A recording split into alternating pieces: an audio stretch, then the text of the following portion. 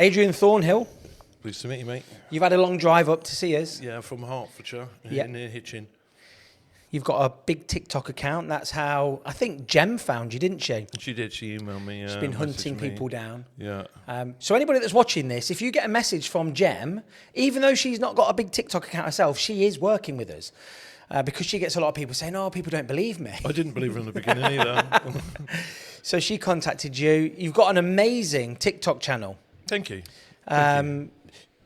So I say this to everybody that comes on here. I try and do as little research as possible about the person that's going to sit in front of me. It makes sense. I get just a general idea of what they're about, what they are, and then I just try and figure it out as we go along. Yeah. And everybody walks in here a stranger and they leave as a friend. That's my sort of new motto, my mantra.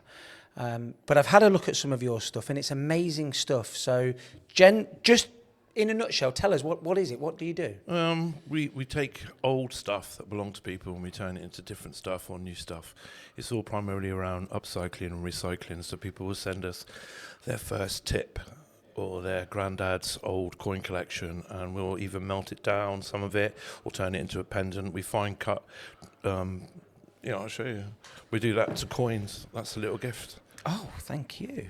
Oh, do you know what? So we do that by hand. With I've only watched a couple of your videos, and I watched one where, was it your partner? Isabella. And she's cutting these things out with a handsaw. A handsaw, and Yeah. I was absolute. That is beautiful. So people send us in coins that belong to their birth year, and they Wow. send us in their own designs, stories, backlines. People send in drawings of or photos of their dogs, and then Isabella will do a drawing and then put it into a coin and the year the animals died. We do some stuff to do with ashes. We do wedding ring workshops, but everything's primarily about the recycling element. Yeah, everything's part of the Look recycling. how intricate that is. That's not intricate, and Isn't that's it? freehand. Is it? No, I no. couldn't imagine doing that. But when I saw Isabel using the, and I'm thinking, wow, that's some serious skill. So what sort of coin was that? 1967? 7 old English penny. An old English penny? Yeah. That size. Look at the size of it. Yeah. There it is. If you can sit, there it is. Yeah. Absolutely beautiful. Thank you for that. That's wonderful. Yeah.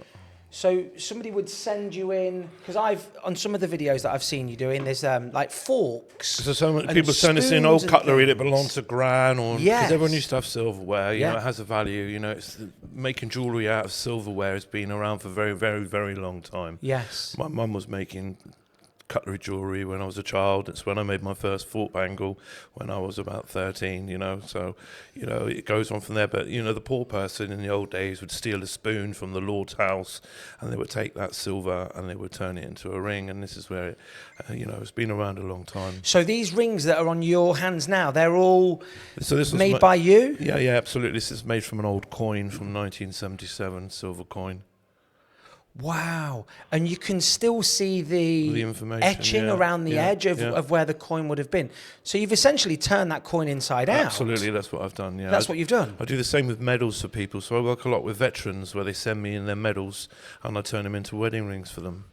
Wow. I don't know if you've seen that on my TikTok, but so I've quite a lot of those. the other video that I've watched is where you've got the little chalet and you invite couples down and they make their own wedding rings. Yeah, they do. Wow. Yeah. It's a little log cabin at the top of the garden. Unfortunately, my dad's living in there at the moment. He was living in Spain, but now he's retiring in our chalet, so the service isn't there for the moment. So the couple will contact you and they'll say, we want to come along, and they bring their own... They bring their own grand... Whatever I say to them, you speak to your mum, your dad, your best friends, put it on Facebook, tell everyone what you're doing. You want them to be part of your wedding ring, bring in an earring, a bit of old scrap jewellery. And they melt the lot down, and they make the wedding rings for each other. They make something for their mums and dads, the best man, the bridesmaids. Generally there's always a little bit of gold left over. If they've got children, I generally encourage them to make something small from the offcut from that as well. So it's all part of the service in the daytime. Amazing. Nice homemade food by Isabella. It's a good little venture. We've had quite a lot of people through the door. And you've had one video that's done 10 million views, haven't you? Yeah. Tell me about that video, because there looks like some sort of equipment that you're It looked like a tree stump or something. It is a tree stump. Is it a tree stump? It is a tree stump. Yeah, it's an ash tree stump. I've had that for quite a few years now. Right. But yeah, I think her name was Elsa. I've listened to the video that many times. It's killed me. It's had a total of, I think, and the video is only 27 seconds long. It's had a total of like 10 and a half years of constant play. It's crazy. I mean, some videos are much, got a lot more for that. But for me, 10 million, it's quite phenomenal. It's quite a few views. But yeah, Elsa sent me in 4 of her forks for me to turn into bracelets for her children. And that's where the video went. Yeah. And when did you make that video? How long's that been? That was a couple of years ago. I've also had another one about I make Damascus steel as well. I make Damascus rings and knives and stuff.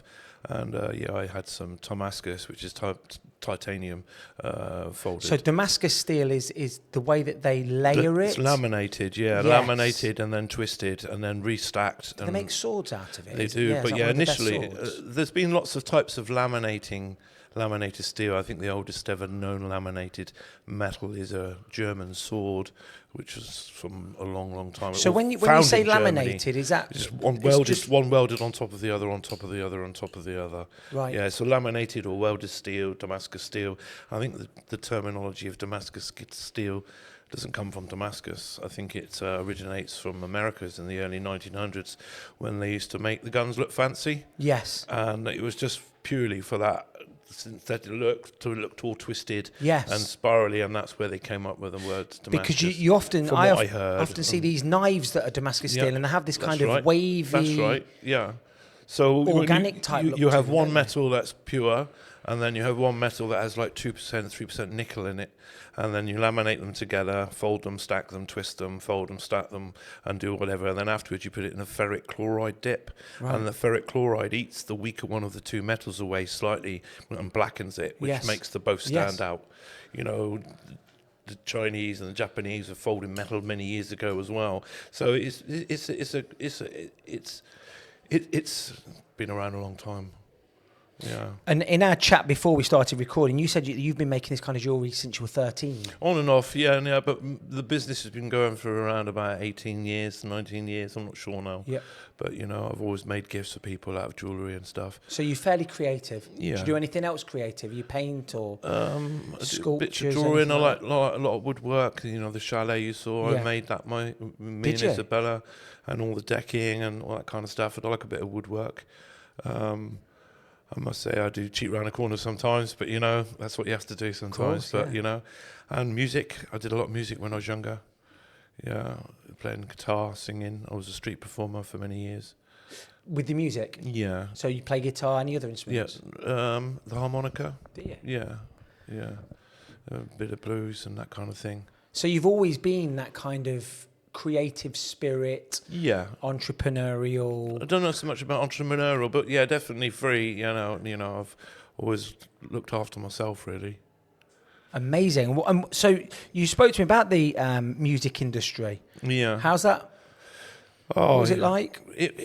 It all happened by accident, really, to be fair. I was busking everywhere for many years, and then I moved to a place called Letchworth, which I ended up going to a few open mic nights around the area and opened up a MySpace account back in the day. MySpace, can you remember that? I know, that was before Facebook, wasn't it? A long time ago, yeah. And ended up doing a few open mic nights in London. And then I got an email from Warner Brothers, from Rick Salmon, head of A&R there, to ask me to go in and see him. Wow. Which was a bit like, I thought that was bullshit at the time. I thought bollocks. This was at the time before internet scams, though, wasn't it? Yeah, but even still, I thought it was a load of rubbish. So my drummer Jimmy McCafferty, excellent drummer, one of the best ever. Yeah. We got invited there, so we went there with another guy. He was the kind of guy with a bit of money. He was kind of saying, he was trying to push me to do something in the first place, open mic nights. And we went and played a few songs in front of Rick Salmon at Warner Brothers. Yeah, on the way there, as we pulled up in the taxi and the big glass doors, with a big heart-shaped sign, I thought, right, this is real. Mr. Thornhill saying, pleased to meet you, come in, would you like, and we've been expecting you. I thought, wow, And we played a few songs. He said, you're a bit older, where are you from? I said, Letchworth. He said, where's that? I've never even heard of that. He said, but I've heard you've got a vibe going on. And he says, but I see he was a little bit like Damien Rice, because they had Damien Rice on the books at the time, and I think he was playing hard to get after the O album, and then went to disappear in Spain somewhere, and they didn't really like that because they're a record company and they want to keep pushing. Of course. And he said, listen, what I'll offer you is album distribution. If you make an album, I'll distribute it worldwide for you. I was like, wow, quite blown away by that. So I went home, went to a recording studio in Shefford, I think it was. I was a little bit unhappy with the end result of the EP. You could hear the click track coming through the headphones. What does that mean? When you're singing, you have a to play along with the guitar. Okay, yeah. And that was coming through because some of my songs were, the levels are quite high and low, and you could hear that click, click coming through my vocals in the certain parts of the song, which I wasn't really happy about. So the guy that I said, John, who had a bit of money, he said, I worked for Travis Perkins for multiple years. I got a massive discount. Build your own recording studio and record it yourself. So all this timber arrived one day, and I built this recording studio. And after about a year and a half into recording with an orchestra, cellist, saxophonist, I had like 5-6 songs, maybe almost pretty much finished to some degree. But yeah, 2 weeks before Christmas, someone broke into the recording studio and stole the hard drive and the computer and backup. Left all the instruments, thousands of pounds of microphones, guitars, the lot. And they stole the computer and the backup drive. So that was it for me. I gave up. I quit the music. Oh. You know, the girl I was with at the time, life wasn't really that cool. So eventually that kind of sizzled out, and I left her and I left the recording studio behind, and ended up living in a caravan on a horse farm, washing out of a trough for a year. Oh. Yeah, starting my life all over again. Yeah. How'd you pick yourself up from that? Oh, I'd say a good woman did it. A good woman. Yeah. It's always the story, isn't Yeah, it? mate. Yeah, she picked me right up. Yeah, I mean, I was, like I say, I was in the caravan for about a year. It was a large static caravan on a horse farm in the middle of the countryside in Hertfordshire. It was amazing. It was beautiful. I'm a bit of a caveman anyway, to be fair. So it doesn't really, the cold doesn't really bother me. So yeah, I kind of fixed myself a little bit, and then met this woman on the internet on the Badoo website. Yeah. We ended up talking while I was at Glastonbury, and then I met her, and things went on from there. Now we're married and we have children, so it was a good thing. It was the right time, the right person. Yeah, and I stopped playing the guitar. I think I primarily started playing the guitar when I was depressed, and I helped it motivate myself. And when I became more of a happier person, I didn't feel the need to write songs about really depressing stuff, because a lot of my songs are about addiction, child abuse, that kind of thing, It was kind of deep. Yeah, dark. A way of you getting it out. Yeah, absolutely. Yeah. It's really odd because when I was at my lowest a few years ago, I taught myself how to draw. Okay. And I just became obsessed with drawing. And I became really quite good. That's good. To the extent where I've sold some of my things. And just one day, I just gave up. I haven't picked a pencil up since. Maybe since COVID. I haven't picked a pencil up. Yeah. I have no desire to do it. And I was talking to a friend, I think, and they said they'd read somewhere that quite often people suffering from depression or some sort of mental illness can go really down deep into this creative... It could be also an ADHD thing. Yes. Yeah, which absolutely. Is what I would probably say it's that, to be fair. Yeah. Your attention span to certain things and then disappears. But I have that too, because I suffer with ADHD as well. Yeah. Yeah. And it's absolutely a superpower. But it's difficult to harness it and control it. It is, definitely. I've got so many half-read books. I played the first chapter of a video game and never touch it again. And ideas and things like that. There's very few things. Well, I guess we could all say this, couldn't we? There's very few things that I've ever actually completed. A jigsaw puzzle. No, I agree. An aeroplane. There's always a little bit left to do. Always. I remember this book that I read as a child, or Mrs. Arnold used to read it to us when we were about 5 or 6 years old. And it was this book, and it was about this little boy. And whatever he drew came to life. Okay, I remember that. Can you remember it? I do, yeah. And he purposefully never quite finished it, so it didn't come to life. And sometimes I look back at things that I've done and I think maybe there's a part of me that, I don't know. Once it's finished, that's it. Yeah. It's got its own life. It's done. Yeah. If it's not finished, it's still part of you always. Yeah. Because once you finish, you got to let it go. You have. Yeah. And I guess with art, it's never ever finished. I read a quote once, and it said, "Art is never finished; it's just abandoned." Because I could go and pick up one of my pictures right now, going. and go and fiddle with it and mess around with it. Yeah. You just get to the stage where it's abandoned. I guess a song is not like that. No, but a song isn't also written in stone either. You know, songs can change. You can manipulate them. You know, you have cover versions of songs that sound better than the original. So there is possibilities.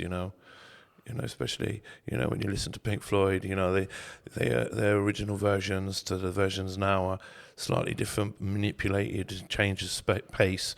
But it's still the same core. Yeah. So. What kind of sound was your music? What was it? Was it rocky? It was, I think a mix between Damien Rice and John Martin, I suppose. A bit of Pink Floyd, John Martin, that kind of thing. Yeah, really quite a husky voice. A lot of big guitar solos and saxophone solos and that kind of thing. Lots of screaming and shouting and quiet and loud. Yeah. Wow. And you've got nothing recorded? Oh yeah, no, you can find it. You can find it, yeah. On YouTube and things like that? I've took it off YouTube because of my jewellery business, but I think it's, I think if you just type in Ady Thornhill stain. It? Oh my God, yeah, it's there. There we go. Yeah. The Islington Craft Beers. That was from years ago, yeah. I've never done anything since then. And these were just post-recordings before everything went missing. So this is what I was leaking onto my MySpace page for my fans, that I had quite a good fan base at the time, to hear what was coming. But nothing was really finished, unfortunately. So we've got Flows Like a River, Scratch, Have a Good Time, Glory Box, Still Remember, Pink Champagne. Yeah. I think Stain is probably the most epic, but it's quite depressing. It's a very dark song. Is it? Very dark. And when did you write that? It was written between me and a friend called Jimmy McCafferty, I don't know, 15, 16 years ago. And he was brought up, his family home wasn't very good. We both went through quite an abusive childhood, and the song about stain is the parents being the stain.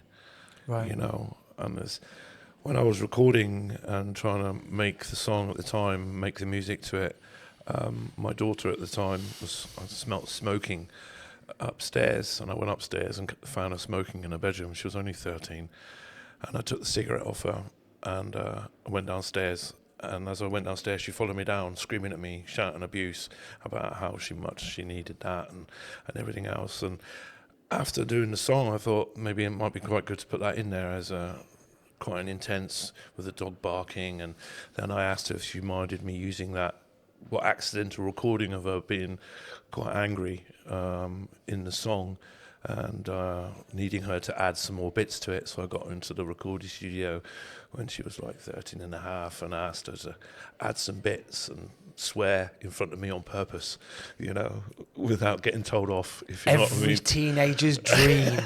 So yeah, the song is quite an intense song of abuse, if you know behind the back line of the song. Yeah. Yeah. Wow. Yeah. Yeah, I mean it's Scratch again. Music's nothing. I've never been able. I'm not musical at all. Okay. My entire musical career was, I decided I wanted to learn to play the violin at primary school. The teachers give you a violin to look after, and I lost it. I have no idea where it went. I was only young, maybe 8, 9. Yeah. Got this lovely violin, played it a few times in the bedroom. How do you lose a violin? How? Depends how tidy your bedroom is.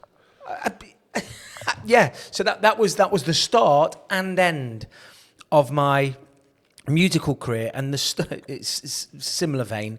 The start and finish of my cricket career was I went to an after-school cricket club at this local town hall kind of thing. Really enjoyed it. Waited for an hour afterwards for my dad to pick me up because he'd forgotten to pick me up. So I'm sitting there waiting for my dad to come. There's no mobile phones at this time. It's completely forgotten. An hour later, I'm never going back there again. That's it. Yeah. Absolute PTSD from it. That's you, isn't it? That was me with dreadlocks many years ago. Wow. Yeah. You can't quite see this because of Batman, but I can see a... Wow. How old would you have been there? That was at the Bull and Gate in London. That was a pretty epic gig, that was. Not there, but I think the week after we were a support act for Alabama 3, which is they did the soundtracks to The Sopranos. Yeah, I've been supportive back for Ben Harper, Massive Attack, back in the day. A handsome fella. I bet you were fighting the women off, weren't you? Hey? Not at all, mate. The dreadlocks, the guitar, the sunglasses. Yeah. So what age would you have been there? I'd probably have been around about 35, something like that. Wow.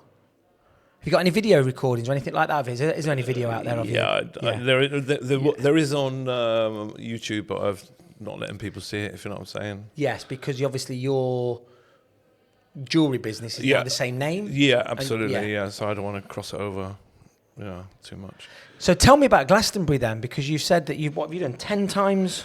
Something like minimum. that. But over the years I've worked a lot of festivals. I used to do a lot of free work at festivals like Sunrise and Boomtown and that kind of stuff. Obviously, after a few times you work at these places, people like you, they ask you to come and help out. Yeah.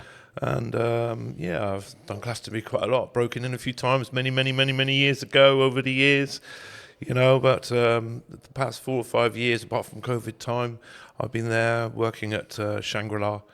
Yeah, a good friend of mine who's got quite a good position there, and they came to my workshop to make their wedding rings. And the deal was a few years of Glastonbury. Amazing. So, I go there, me and Isabella, we always turn up a few days early. We always end up with helping the crew out, being part of the crew. It's much nicer like that, really. We stay in the crew camping, and the day the festival starts, we're off, enjoying it, loving it. Young Ben and I were serving food at BBC Radio 2 in September last year. And just the amount of organisation and planning that must go into something like that is inconceivable for a normal person. And I'm pretty sure Glastonbury is 10 times bigger than what we had in Leicester at Victoria Park. There was one stage, a DJ box, and that was pretty much it. The rest of it was all catering.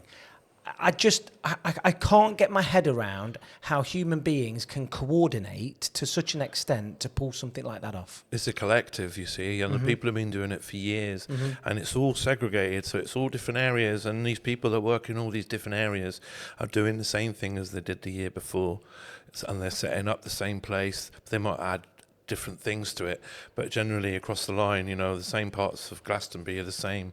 The green fields, the pyramid stage, all the stages, they've been there for years. Occasionally, they're always bringing in new ones, but that's because everyone else knows what they're doing. It's just a collective. They just know what they're doing. It's compartmentalised, isn't it? Yeah, absolutely. Each little group does their own thing. They haven't got a clue what's going on anywhere else. No. And all of a sudden, it just comes together. Absolutely. Every single field is different crew management, so there's just, and they just work as a massive team, but on their own at the same time. Yeah.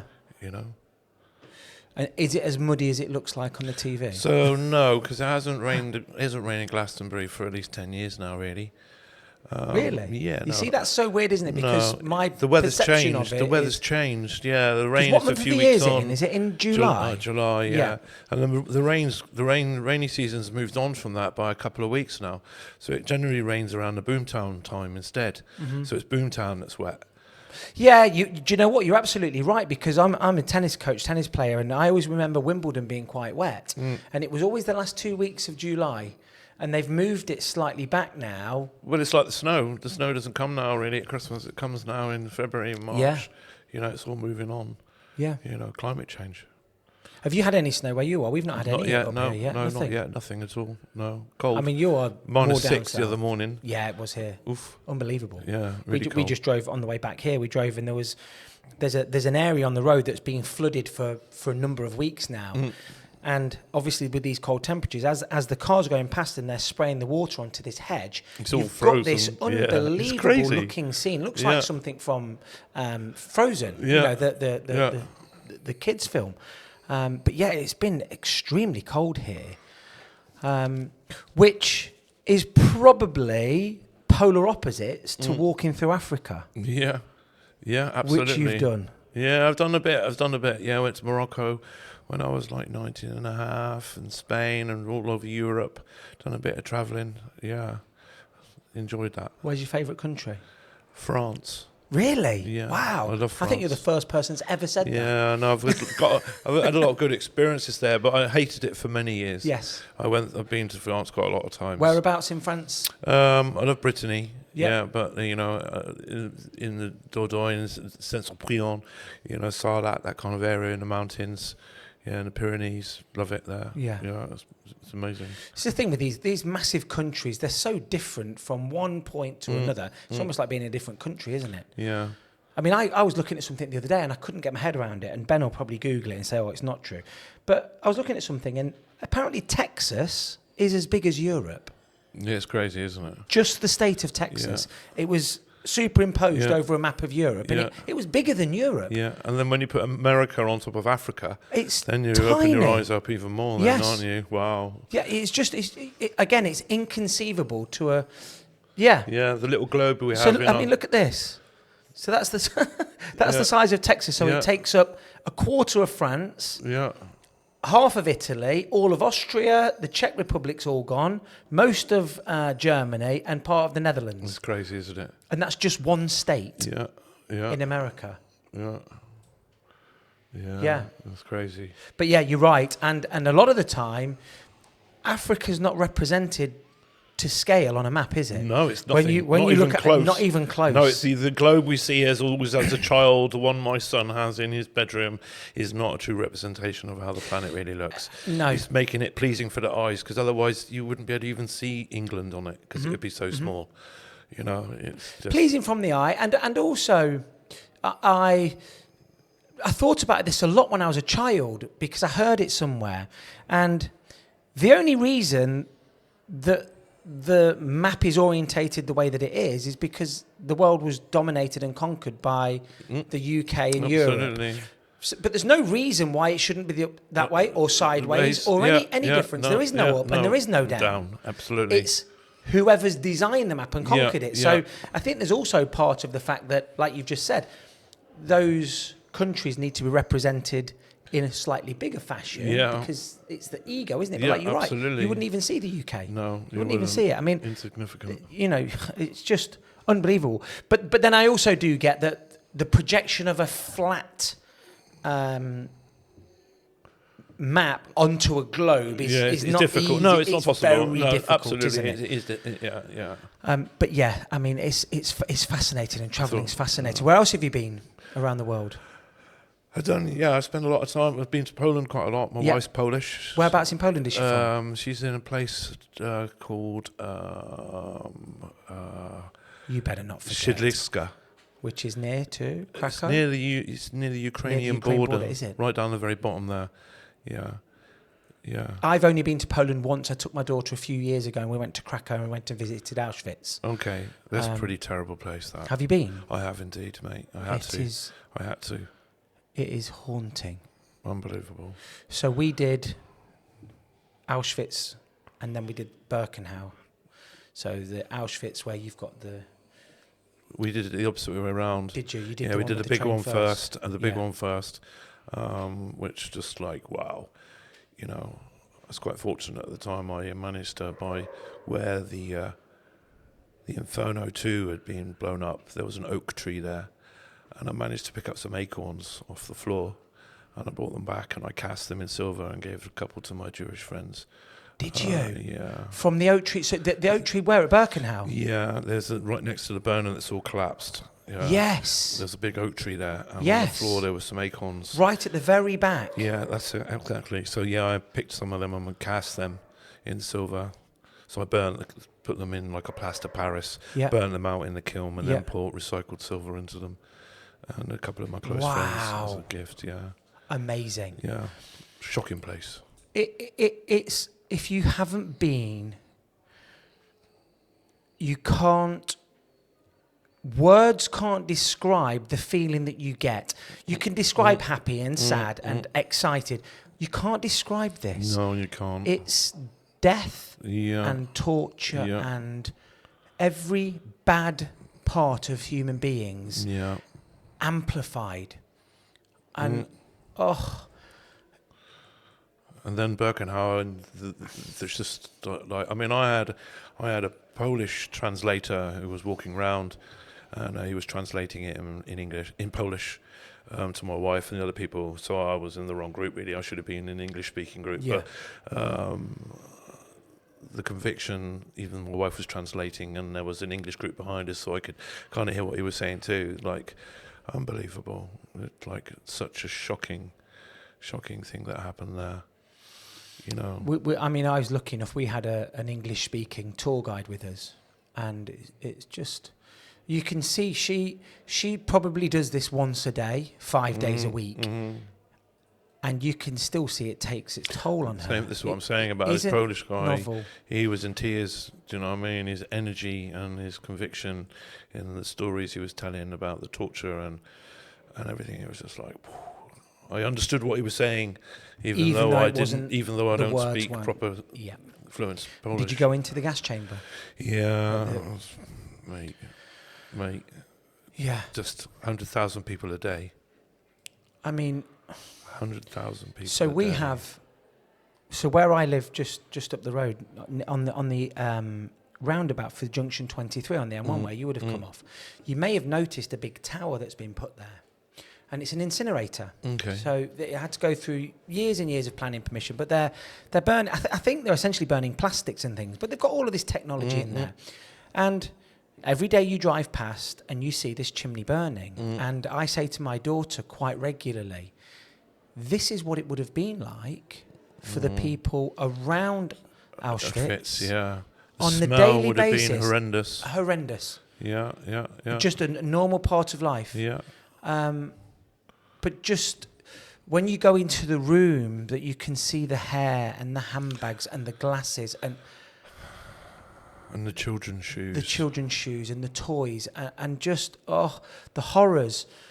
And you hear about terrible things that have happened in the past, and they're always generations and generations and generations ago. And it's easy for you to, in your mind, go, they weren't the same as us. The Vikings weren't the same as us. They were. Yeah. These people were. They had cars and computers. But we are the same. But it's easy to distance yourself from it. When it's 2,000 years ago, it's very easy to do it. But you're looking at these horrors and you're going, this was about in my dad's lifetime. Yeah. My dad was born in 1945, 46. Yeah. So this was happening a few years before that. Yeah. And my dad's seen Apple TV and Tesla mobiles and his son doing a podcast almost at the same lifespan as that was happening. It's insane. And it can happen again. It's happening. It's happening. It's happening right now. Mm-hmm. Yeah.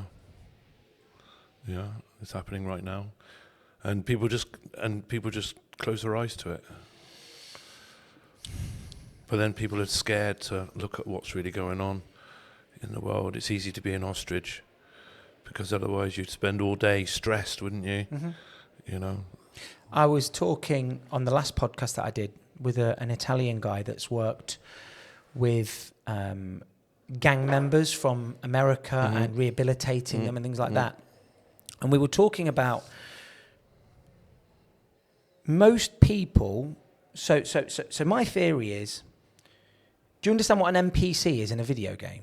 NPC. No. Non-playable character. Okay, yes. So if you're Super Mario in a game, yeah. you're in complete control of Super Mario. You can make him jump when he wants, run when he wants, fire, whatever. The rest of the characters, they're just programmed and bots just to do whatever they do.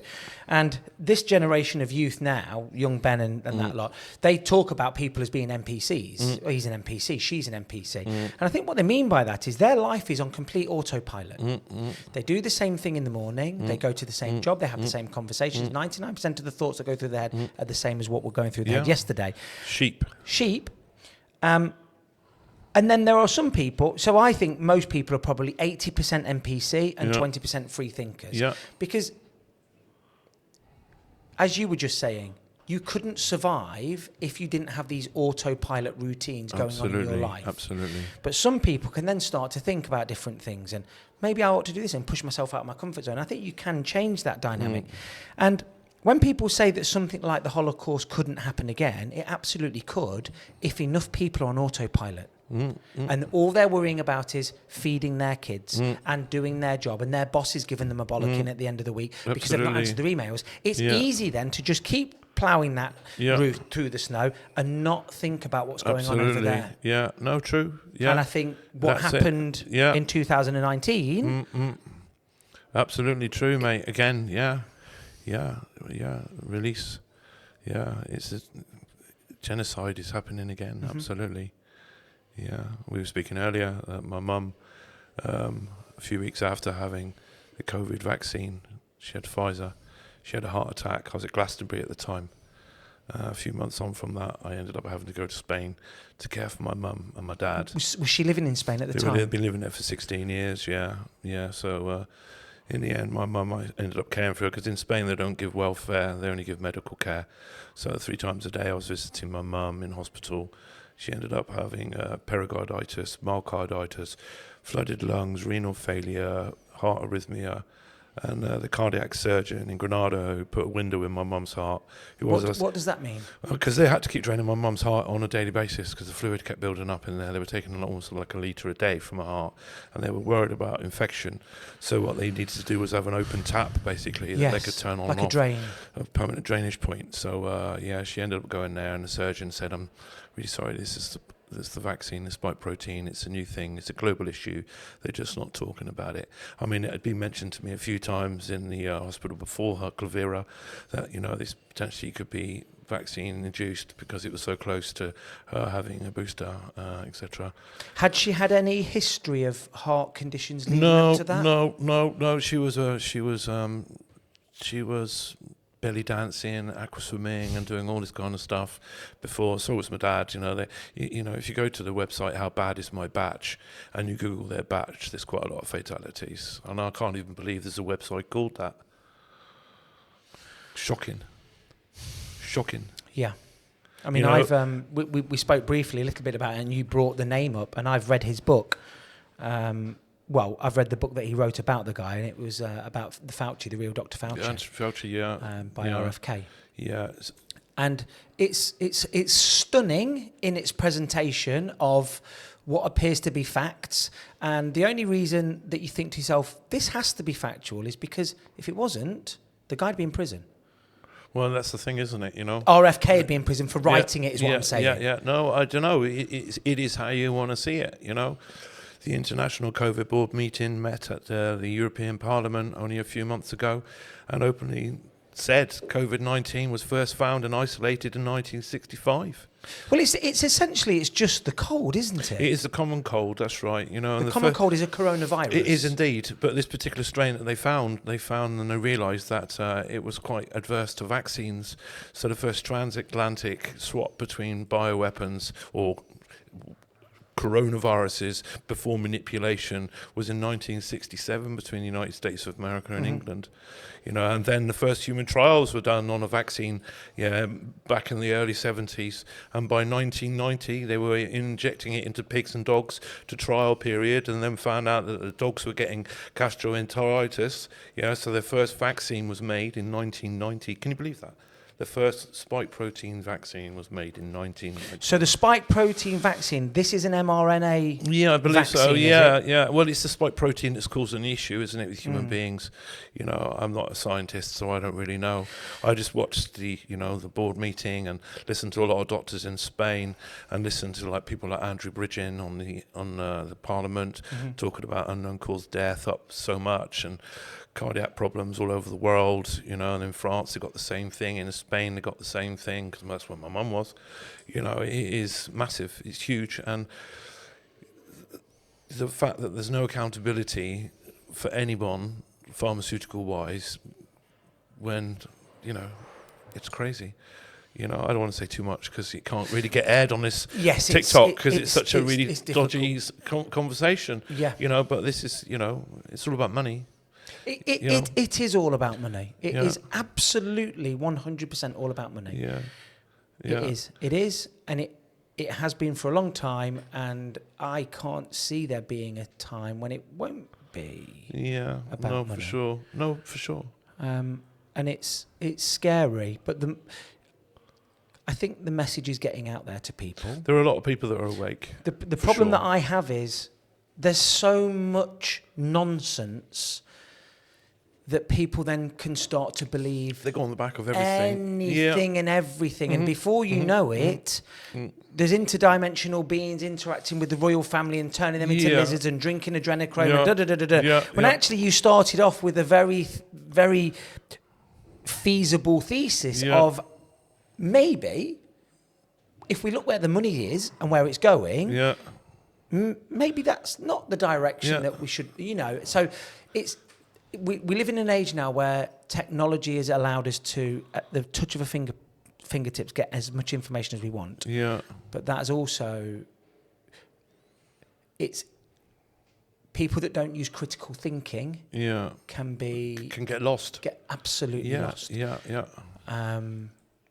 But I think in decades to come, we will look back at it and go, what the fuck were we doing? Science got hijacked, basically. Yeah. Statistics and science. Nature got hijacked. Yeah, they took it. I remember within a week of it happening, I spoke to that young man's dad. His dad's a very intelligent, good guy. And we both said right then, that came from the lab. Absolutely it did. That came from the lab. And we know it did 100%. now. Yeah, and the information's out there, but the public don't know because they don't put it on the BBC. They don't put the International Cobalt Board meeting on the BBC.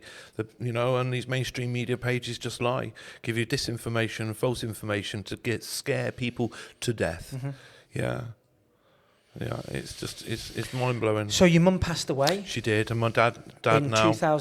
last year. 23. Last year, yeah. And my dad now is currently in hospital, also with vaccine injury. He has what they call an electric skin. You showed me some images of this earlier on, and it's just unbelievable. Yeah. I mean, obviously we can't show that on here and people can see it, but just describe what his those images his were. His body's got blisters all over it. It looks like, you can sit in front of you in the front room, and it looks like a ghost walks past and puts a cigarette out on his skin, and a blister just appears. Just appears? Just appears, yeah. To the point where I'd say 80% of his body is pus and scabs. 100% from the images you showed me, possibly more. Yeah, and it's a ever repeating sequence. I mean, he had 3 years of dermatology in Spain, trying to figure out what it was because it happened pretty much after his first jab. And he's been in England for 7 months now, and in the 7 months he's been in the UK, he spent 5 months in hospital in the UK. And I keep telling the hospital potential correlation, causation with my mum's death. That he has also, he's got kidney failure, he's got blood clots like you wouldn't believe. He's on really high levels of warfarin. He's on so much medication, and they say they don't know what's wrong with him. So what do you call it? Electric skin? Electric skin, And is this a new... No, it's not. I mean, I've seen quite a few videos on TikTok of people showing and asking, why have I got this problem?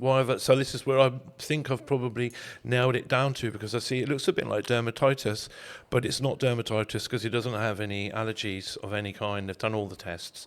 It's just appeared, you know. And again, like I say, correlation, causation. He's got heart arrhythmia. He's had his lungs drained as well. He's got multiple blood clots in his body. You know, how can that happen to two people at the same time? Just like that. And he was again, ordinarily fit and well. Yeah, absolutely. Yeah. Living a life. He wasn't diabetic. No, absolutely not. You know, he had a heart attack, I don't know, maybe 20 years ago. But since then, he's always been fit, going out, enjoying himself. But then suddenly there was a massive drop. He went very quickly. Done for them.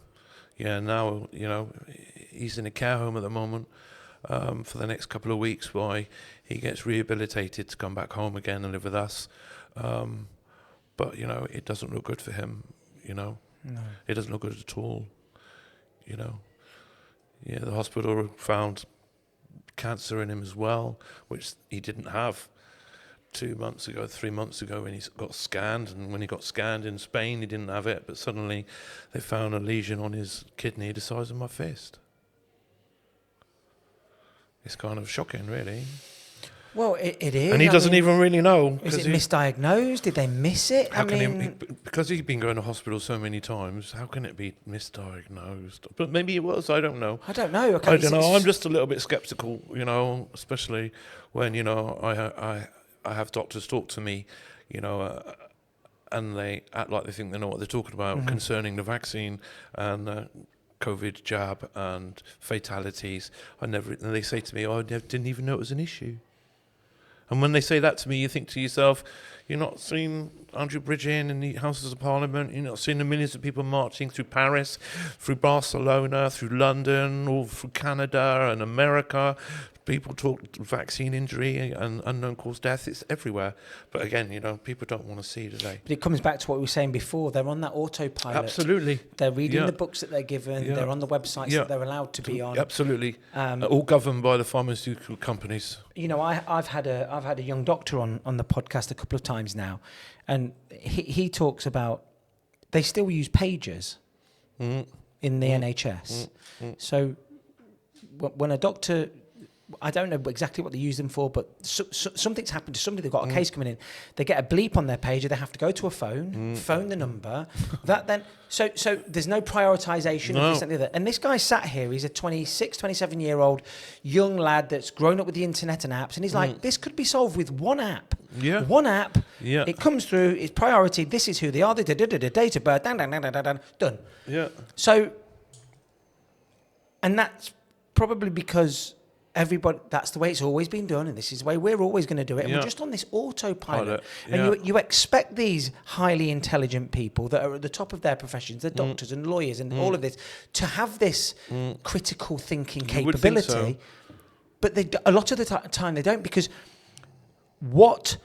to become a good doctor or to become a good lawyer, you simply have to be able to remember loads and loads of things that ordinarily you wouldn't be able to remember. Yeah.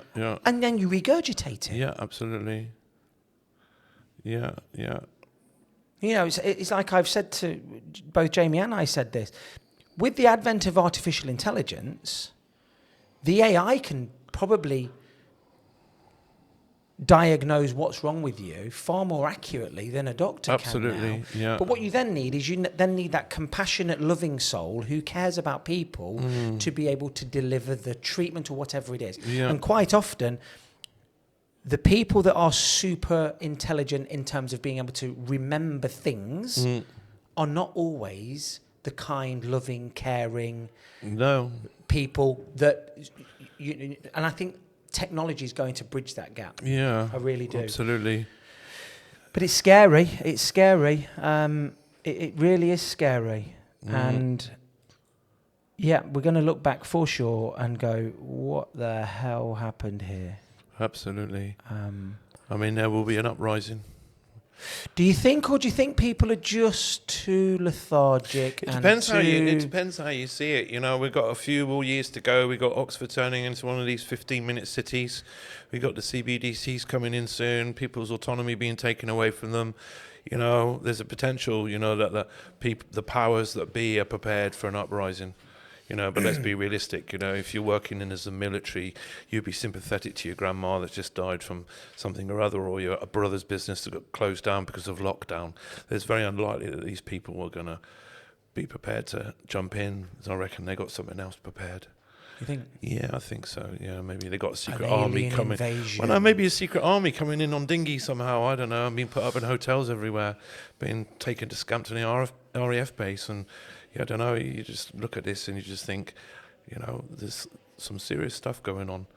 Look, all the Twitter text messages that the Parliament had over the COVID were all disappeared, and now it turns out today that Nicola Sturgeon, all her messages over the COVID period have disappeared. It's why? How?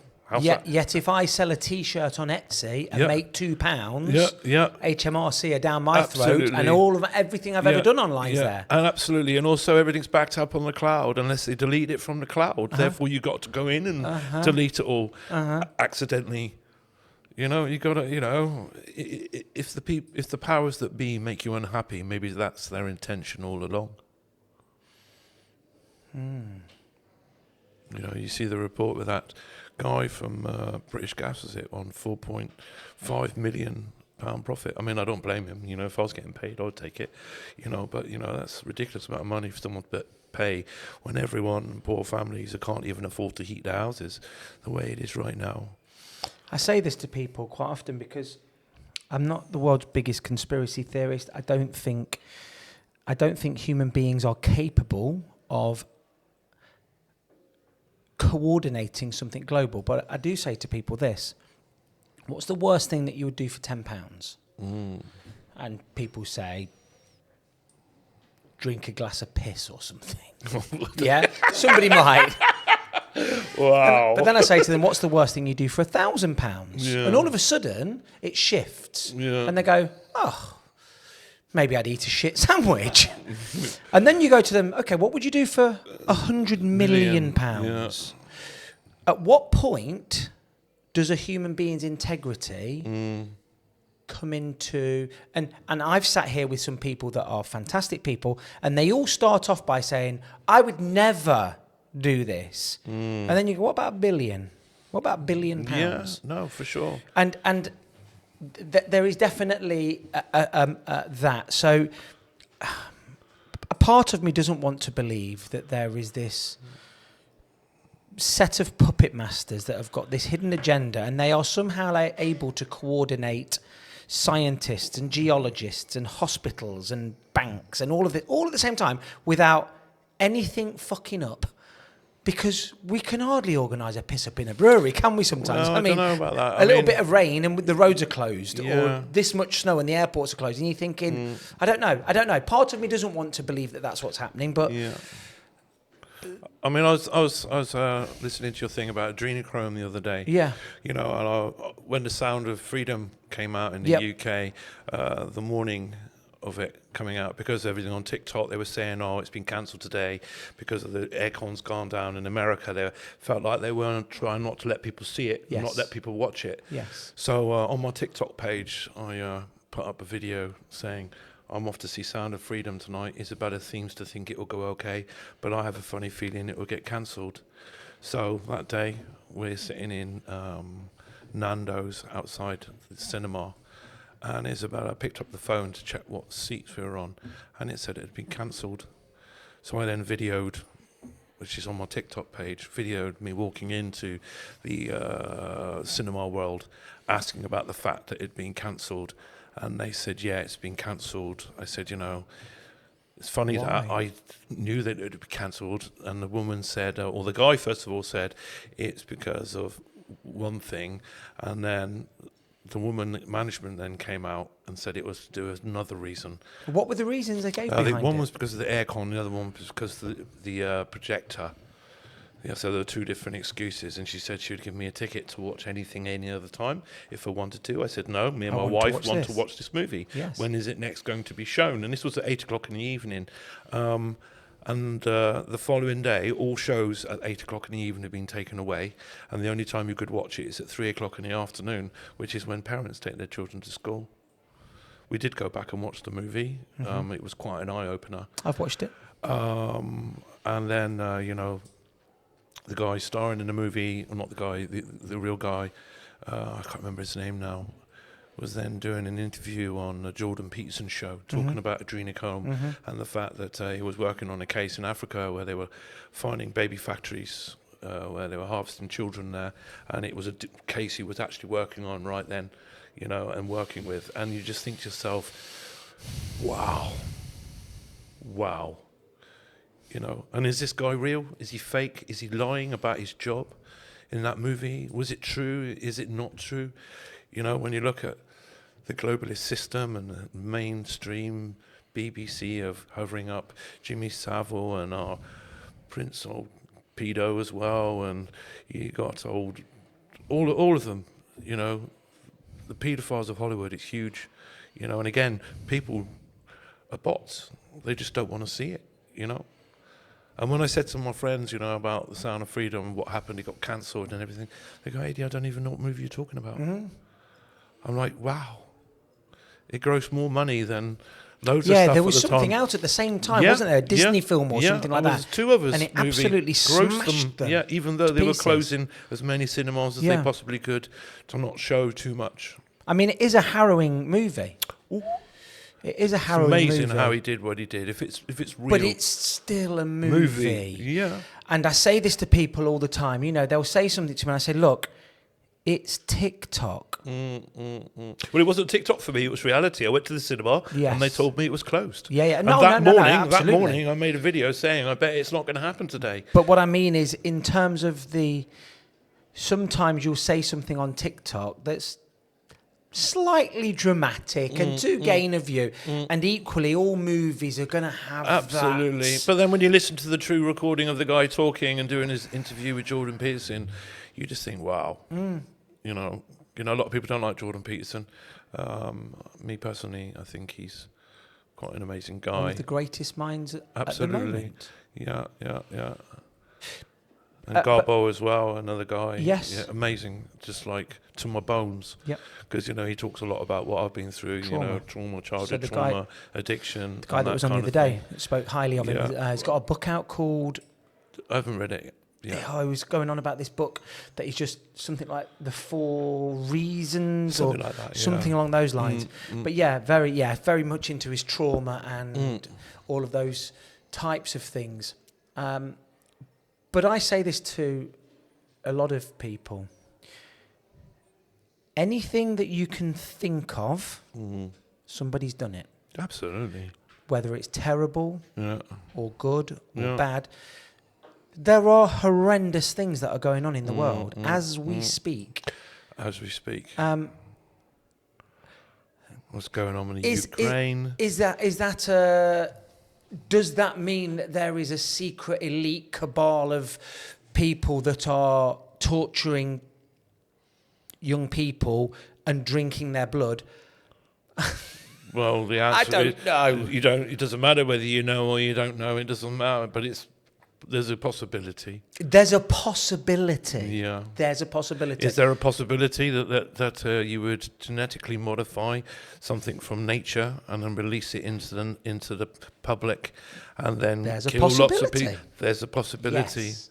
Yeah. Yes. Yeah. No, is there a possibility that the government knew about that and didn't really bother and had parties while they told people they couldn't visit their family members? There's a possibility. Yeah. Yeah. There is. Absolutely. And that's the scariest thing of all, isn't it? Them wankers were doing whatever they wanted. Yeah. While we were all losing loved ones. Yeah. Not being able to do the thing, losing businesses. Absolutely, yeah. My business crashed when all that happened. Well, I was a tennis coach. I didn't work. I was a market trader. Oh.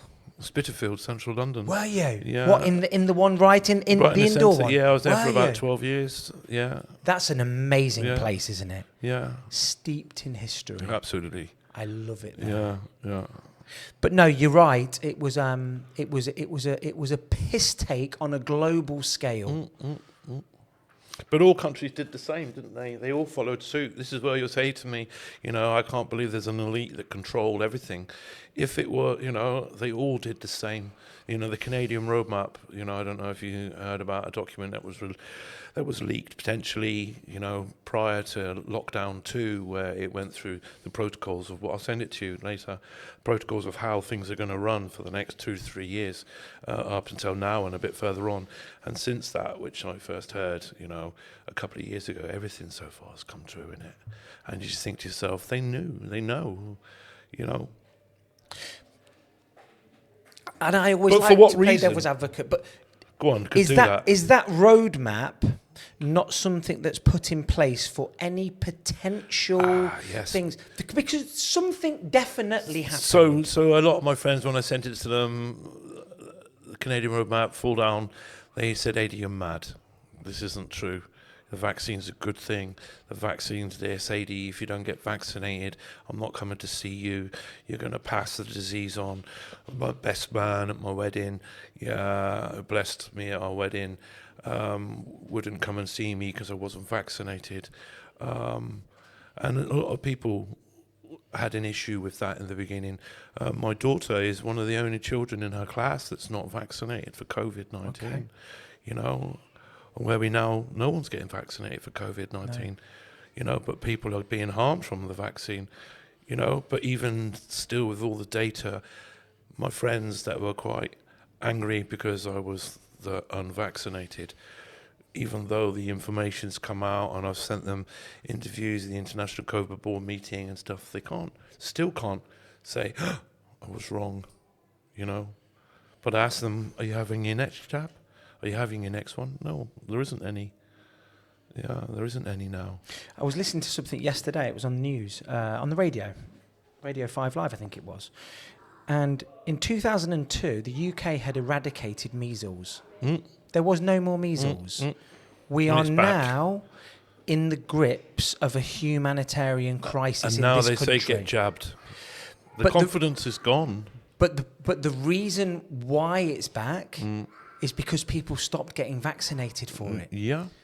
And it was in a lot of these highly ethnic areas of London and Birmingham were the epicenters of this. Yeah. So one side of me is going, look, this is the science that's proven. There was no measles in this country in 2010. No. It didn't exist. Yeah. And it's a terrible disease. Yeah. It's now back. And the only thing that's changed, people aren't getting their children vaccinated. Yeah. But unfortunately, you can only blame the government for lying to people about how important it was to get vaccinated from this COVID-19. And now lots of people globally, having issues. So, if you lie to someone... That wasn't 2010. No, it wasn't, no. So we've had a decade. Oh, a decade, yeah. But you're talking about certain minority groups, aren't you? Yes. Again, they don't have a lot of confidence in our modern science, but that's always been the same. They just, wherever they're from, they wouldn't have it. Now they're coming here, they're still not having it, but they're part of our population. So, which is very sad because it's a very dangerous disease. But I love I don't love it. People will say, of course it's super, super sad what happened to your family and the thousands of people that did. They'll go, you can't trust the science. You can't trust the science. You can't trust government science. But if I then state what I've just stated, that is the science. And it's like... Absolutely. So what part of the science do we trust? I don't. Well, certainly don't. If you can join the dots from the release of the bioweapon from Wuhan laboratory, you need to stay away from anything to do with that. Whether it's a vaccine or whether it's. I mean, I had COVID twice, or 3 times actually, which is an even crazy story. Yeah, you want to hear my COVID story? I do. So. I had COVID first time and I was kind of wiped out by it. It was really bad. I had 2 days of really badness and bits of coughs and all that. And then I think it was about 16 months later. And Isabella, my wife, didn't catch COVID. Conrad, my young boy, he caught COVID. He was 5 at the time. He had a rash all over his body. And at the time, they were saying young children under the age of 6 were getting exfoliating the virus from their body and getting a rash all over their body. Okay. This was a bit prior to that coming out on the news, but we assumed later on that's what the rash was, and because I had COVID too. And 16 months later, Isabella came home from work and she said, I'm so ill. And then she went to London with my daughter. And she said, I'm so ill. I said, baby, you got COVID. Do a test. And we were very against doing the test at the time, but she did do the test and she tested positive for COVID-19, and they were doing this tracking thing at the time. On the apps. So, just crazy. So we ended up having to, on a Sunday morning, go to Luton Airport to the drive-in COVID vaccine test centre. Yeah. It was a huge car park. The only cars in there were attendants, nothing to do with anyone else. And as we drive in, there's a guy says to me, how many tests do you need? And I said, we'll take 2, And he said, okay. So we passed this 2 tests through the window. And he said, you need to park over there, do what it says on the box. And when you've done what you've done, you need to put your hazard lights on and we'll come and collect the tests off you. So me and Isabella are in the car, doing all that kind of gross stuff. Horrendous, it was terrible. And I was saying to Isabella, I said to Isabella, how are they going to know whose test is whose? I filmed it all, man. Because, I'm a bit of a conspiracy. I had it all on film. I filmed it. And she said, they must know. It's the barcode or whatever. So anyway, as we've gone, put the hazard lights on, the guys come to the door, 2 aprons on, 2 masks on, and a picker-up litter thingy to take the thingies from us. And I said to him, you vaccinated, mate? And he went, yeah. I said, so what you got all that gear on for, bro? Yeah. And I said, a quick question, how are you going to know whose test is whose? And he said, you live in the same household, don't you? It doesn't matter. And we drove away. The following day, I got a ping as a positive. Isabella got a ping as a negative. So you had no symptoms. I had no symptoms. She did. But they crossed them over. They flipped them over. So they didn't know whose was whose. So I got pinged, and all the people that had been around me were told not to come near me again. Isabella was clear. Yeah. So the next day, Isabella said, this is a joke. Yeah, so then she went to the Letchworth drive-in centre. Obviously, it was just her on her own. She got positive. Everyone that was around her got pinged as a stay away from me kind of thing. But it just goes to show you the mockery of it all. And I never caught it a second time. But doesn't that then go back to what I was saying a few minutes ago? How the fuck can human beings organise this watertight conspiracy? Well, it's not watertight though, is it? Because it's leaked. Look at how it's leaked. Look what's gone wrong. It has fucked up, like you said. Yeah. It has fucked up. 16 months later, I went into a vaccine centre and asked someone, I said, listen, I had COVID 16 months ago. My wife has just had COVID. We slept in the same bed. We did everything together. I didn't catch it a second time. Should I get the vaccine? And they said yes. I said, should I? Because obviously I've got a natural immunity that's lasted 6 months. Yes. It's just come out on the news recently that the vaccine wanes after 3 months. Mm-hmm. Should I jab myself and get rid of my natural immunity? Yes. That's what I was told, yes. Yeah, and when I said, are you sure? She said, oh, you're one of these conspiracy theorists. You need to leave. Wow. I said, no, I'm just asking a question. Should I delete my 16-month natural immunity for a waning 3-month immunity and no longer have a non-Pacific immunity and have a Pacific immunity, which means I'm more vulnerable to different strains? Mm-hmm. Yes.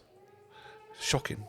And I think that's the biggest crime of all is it was the complete and utter shutdown of anybody thinking outside of that small narrative. You weren't allowed to do it. You couldn't say a word. You weren't allowed to do it with friends and family and teachers. So I was working in a primary school as a PE teacher. I had to get the first jab or else I can't work. So I got it. And that was it. Yeah. That was it. You know what I mean? I got COVID before I was jabbed. Nothing. Absolutely nothing. I've had a million times worse hangovers. I got COVID the second time after I was jabbed. Horrendous. Yeah, immunity's changed. Laid up for 2-3 weeks. Yeah, because your natural immunity didn't defend you because you had a different variant hit your body. Possibly. Absolutely. Possibly. You deleted your non-Pacific immunity for a Pacific immunity. And again, I always like to just challenge both sides of everything. If you listen to their recommendations early on, which was get COVID, build your own immunity up, let's get herd immunity up, all of these things. And then later on, they start changing their minds. And I often look at this. You know when you go onto your weather app on your phone, and I'll join the dots in a second. If you have a look at what the weather's going to be like a week on Wednesday, and it says sunny, and then as it gets closer to a week on Sunday, they change their mind a few times. Oh, it's going to rain. Oh, it's going to be sunshine. Oh, and then you get to a week on Wednesday, and it's sunny. It's what they said it was going to be right at the start. But over that period of time, they've got a bit more data on this, and they second guess themselves, and they change their mind, and boom, they were right in the first place. Do you think there was a case of that they've gone, look, we've identified this. It's just a cold for most people. See, if you're fit and healthy and you get it, great, your immunity is good. But then they start double guessing themselves, and they get more data, and they start worrying about this. And pharmaceutical companies are starting to have and all of a sudden the narrative changes. Yeah. But ultimately, it was exactly what they said it was right at the start. Yeah, but if that was the case, then in the beginning they said it's hitting, when it was coming through Spain and Italy in the beginning, it was hitting certain age group minority and certain ethnic minorities. Yes. Young children don't get it. If you're age 25, you're very unlikely to even feel anything. 98% people that catch COVID-19 don't even know they've got it. Yes. And then suddenly everyone needs to vaccinate. Yes. So why did they need to vaccinate if that was the case all along? Was there a knock on the door from Big Pharma? It was a knock on the door from Big Pharma, It is what it is, It is what it is. I do think it's majorly backfired on them, though. They won't be able to pull this one again. Because they've they went through the COVID inquiry and they lost all the messages. But I mean, in general population, I don't think they'll be able to pull it again. Something like that. The next time it will be worse. You think? Yeah, do you not think they'll have to go down a different route, a cyber attack, an alien invasion? Well, no, because the whole intention all along was to get this vaccine passport kind of thing, to get data on everybody, whether they're jabbed or not, or just the fact that they're controlling them via their own CBDCs or whatever. Have they not already got that, though, with this? Yeah, but you don't have to take it with you. You can leave it at home, can't you? That's the thing. But soon, you won't be able to shop without it. Yep. But can you now? I mean, I rarely carry anything else. Yeah, but no, if you need to, you can, can't you? But I think, thinking logically, I'm not entirely sure they need to do anything else. We're all hooked on these things. Yeah. TikTok's got all of the data on you and me that anybody's ever going to need. Yeah. So do they need to go down this route of putting a microchip in a vaccine to keep control of everybody using 5G towers? They've already got it all. I don't necessarily believe that. No, I don't. Personally, no. 5G's a load of shit. It's worse than 4G. It is terrible. It's rubbish. But no, I don't believe that. But you do talk to. I certainly talk to these people that believe in all of that. You're on about graphene oxide, aren't you? Yes, and all of this stuff. We're on a mobile phone. Yeah. They can listen to our conversation right now. Always. They can pinpoint you down to a meter right now. Anything they want, what you've bought, what you're going to buy, they know what you're even thinking about now. They do. You're thinking about that Lego Hogwarts Express, and all of a sudden, fucking hell, there it is. Yeah. I mean, if you've got the little red dot on your TikTok thing, you've let it have your everything. Yes. Always. Yes. Even when your phone's not working. So when we're looking for these next fantastical ideas, I bet you, if there is this elite, I bet you they love it when we come up with this next conspiracy theory, because they go, no. We implemented this when Nokia phones came out. We know everything you're doing and where you're going, and we control you right now. But now all of a sudden we've got this new narrative and this new one and this and then there's so many, isn't there? There's too many. Too many. We've got what's going on in Israel and Palestine and the Ukrainian war, what's going on in Yemen and Syria. There's so many things, you know what I mean? Have you seen how much money we've just decided to give over to Ukraine again? It's crazy. It's crazy. And when you look at, I got a home. My wife's home is in Siedliska, which is less than 1 mile. Actually, to be fair, if you actually walk to the very bottom of my wife's mum's home, family home, at the bottom, it looks like a dry riverbed, yes, a little stream. Actually, that's the Ukrainian border. There's nothing in between the garden and the Ukraine and my wife's house. So that's how close they live to the place is called the medical border. Yeah, right. And so there's a lot of friends there when it all happened in the very beginning. My mother-in-law, she was seeing all these people flooding in, and everything, the craziness that went on, and then we look into the investigations of Joe Biden and Hunter Biden, their investments in the Ukrainian power, the fact that NATO have been pushing themselves on Putin's doorstep for many years, just absolutely neglecting the Warsaw Pact, the Minsk Agreement, all of that, and then they expect it. It's all intentional. It's all intentional. War makes money. We know it does. Mm-hmm. The Americans, they love it. You have to sell bullets. Yeah, absolutely. And to sell bullets, you have to make bullets. And all this money they're giving to the Ukraine's got to pay it back. But they won't be able to afford to. So what they'll do is the land will belong to whoever gave them that funding. Yeah. Yeah. Which They'll be is, in debt. aren't they the biggest producer of wheat They've got rapeseed gas oil and all kinds of things lots like that? and lots. They're very rich, very, very... And adrenochrome, evidently. Apparently. Well, apparently so. Isn't it, I can't remember his name, doing a documentary on that, the amount of children that have disappeared from the Ukraine, been just lost. I don't know. And part of me doesn't Mel Gibson, want to... that's it. Mel Gibson's doing a documentary. Part of me doesn't want to go down that route because it's... That's the thing, isn't it? It's... People are scared. You need to be a bot sometimes. I can't do anything about it if it is true, and I think it's going to do more harm to me But than good. But you went to Auschwitz. Yes. So you have it in your bones to open your eyes. Mm. But yeah, I mean, I remember my uncle when he first realised, that the vaccine and COVID was potentially an accidental, intentional release from a biolab. I remember the look on his face, and he's a very smart guy. He was just like, you could see he was almost going to pass out. Because before that, he was denying it, and then eventually so many sequences fallen into place that he's gone, wow.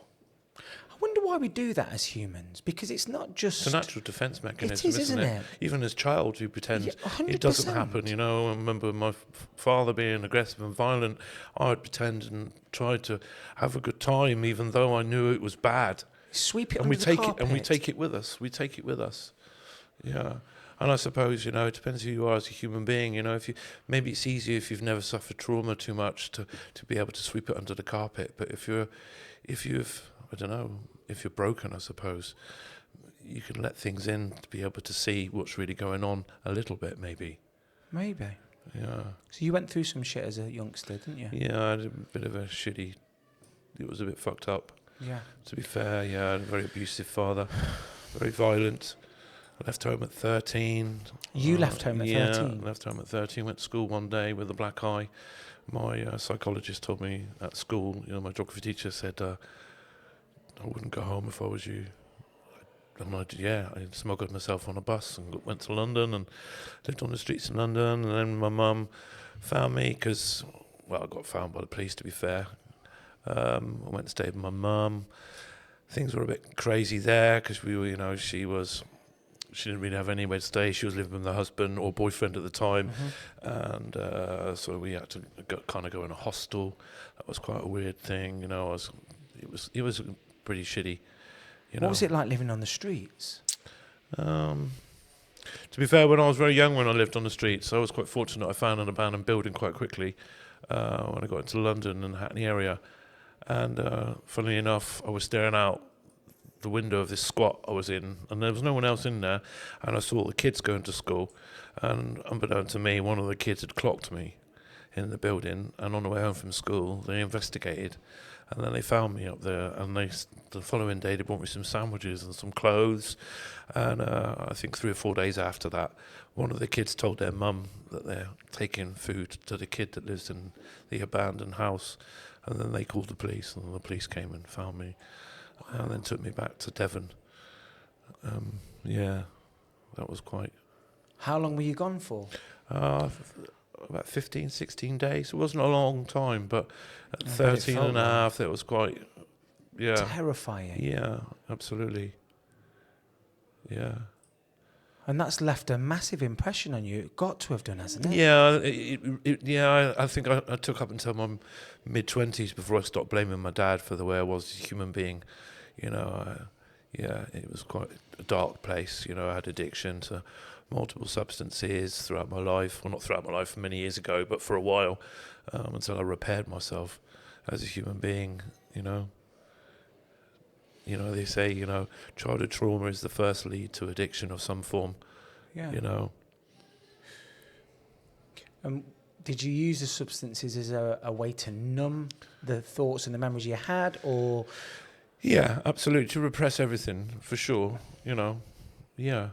So what were you, coke? I never really, not. I wasn't really never into coke, but my primarily was opiates. Okay. Diazepam, that kind of thing. It was all prescribed in the beginning by a Prescription doctor. heroin, I broke my leg essentially. in 4 places, and then got given. Then gas formed on the break, and unbeknown to me, things were loose. So for many years, I was getting diazepam and codeine from the doctor, and then I moved up to Cambridge because I was getting that from in Torbay.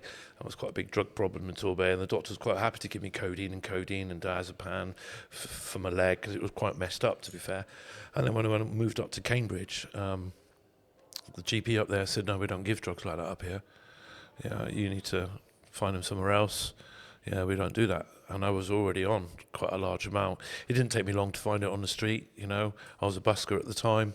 I found codeine, and after a short period of time, the guy that was getting me codeine says, "Well, I can't get any codeine, but I can get you some methadone." It's a similar thing. It's an opioid, it'll help with the pain, it'll relieve everything.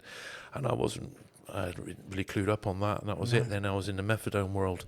Yeah, and then it didn't take long to get into heroin, and my life turned to shit, really, basically, quite quickly. Tried to stop a few times, went to France, live in the mountains to come off it, came back, went to prison and this kind of thing. And eventually, after being in prison for a while, I came out and I never touched it again. Yeah. How long were you in prison for? Quite a few times, for quite a few years.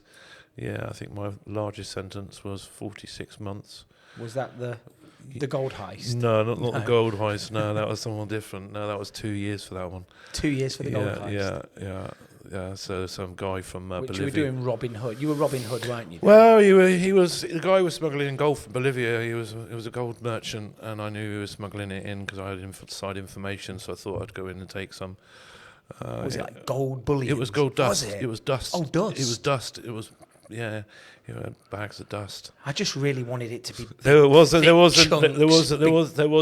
ingot or two, but primarily dust and stuff. Yeah, obviously I got into trouble for that because I was just really ruthless and stupid. What the fuck would you do with it? Where do you sell something like that? I mean, I can understand going and robbing cash or something like that, but. Well, the goal was for me. I was going to make jewelry and stuff out of it anyway. Right? Yes, of course, because you're jewelry. Yeah. He happened to have some guns he shouldn't have had either, and I took them. He had a Mauser, 3.3, which is an old German automatic pistol. He had some rifles there and stuff that he didn't have a license for. So when it all kicked off, he also got nicked as well. So it was all a bit complicated for all of us. They didn't put you in the same cell, did they? No, they didn't. No, I don't think he actually went to prison, to be fair. He was quite... He didn't go to prison? No, I probably didn't know because he's a very rich guy. Yeah. If you're very rich, you don't... No, the rules don't apply. No, they don't, no. Wow. Yeah. And then you were brawling in Spain? Yeah, when I got bailed from the gold heist, as it was, the woman and I was with, we decided that we were going to go travelling. So at the time, made ourselves some false passports, which was quite easy to do back in the day, because you could get the old 1-year passports, if you remember. So basically, we just looked up the newspaper for births and deaths, found a name of someone that was born in a certain year. We ordered a birth certificate. With that birth certificate and a bus pass, you could get a 1-year paper passport. Wow. Which I got, and we both got false passports, and then we fled and went 16 months travelling around Europe and off the way to Africa, and then went back and then handed myself in on my 21st birthday and got myself 2 years for that. Yeah, that was crazy. And when you were going through Africa, where did you visit? Where were you there? Morocco. Morocco. Yeah, a bit of Algeria, Nigeria, Chad.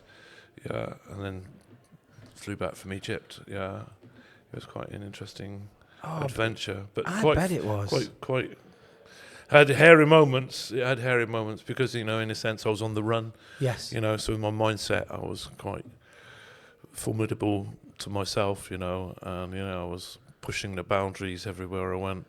I ended up getting in a brawl with a guy who molested my girlfriend, at the time, and ended up kicking him through a window, and ended up going to Foncalente prison just outside Alicante for a couple of weeks, which was quite an eye-opener. What's that like? Oof, fuck me. Oof. Had you done time already in British prison? Just a couple of weeks on remand for that burglary. Yeah, and then I was released on bail. Yeah. Okay. So when I got arrested, So you had got a comparison point. Yeah, a little bit. And I was with these two guys as well that we all got in this fight with these Spanish people that were they were drunk and they molested a girl, so it all kicked off quite quickly. British quite quick to defend women. And these two guys got arrested as well. And we spent 3 days in the local police station in Benidorm, and we got taken to the courtroom.